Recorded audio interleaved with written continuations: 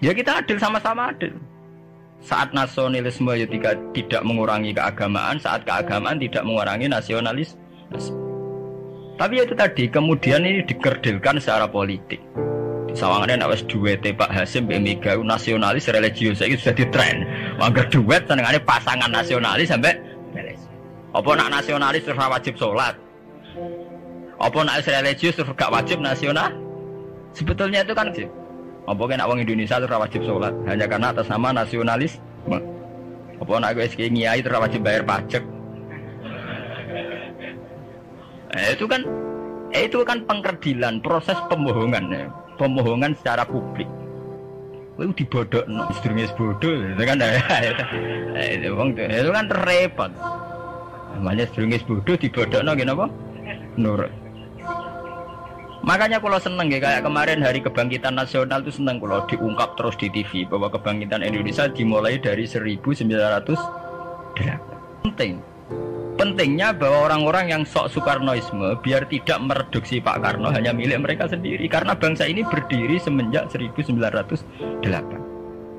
Dimulai dari gerakan Budi Utomo sampai Hosokro Aminoto sampai macam-macam. Ya, serikat-serikat Islam. Tapi ini terungkap sausé tukaran. Jadi sebetulnya Presiden Gus Dur jadi presiden biasa karena Basim Asari berjuang sebelum tahun 45. Megawati biasa. Ya karena beliau berjuang lewat bapaknya, ya sama semuanya sah. Pak SBY juga sah. Karena keluarga militer. Pemenang ini mantune Sarwaedi sing ra roh sapa? Perjuangannya mertuane.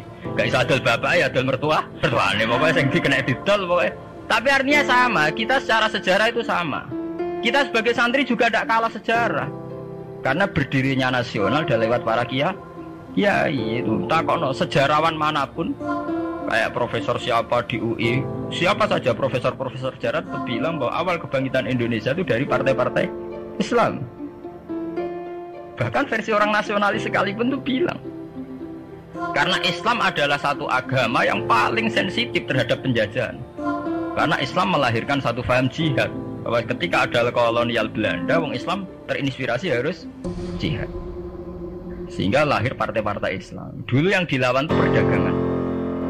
Ini kalau cerita sejarah, santri-santri sadar.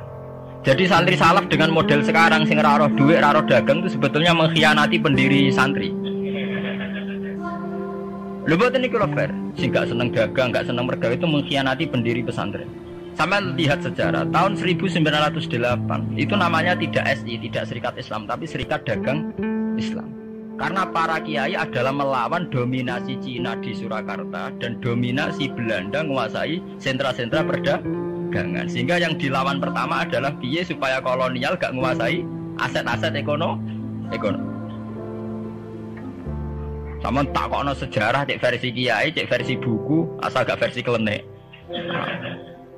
Itu pertama yang dilawan para ulama adalah penguasaan aset ekonomi oleh Cina dan Belanda, sehingga mereka bikin Serikat Dagang Islam.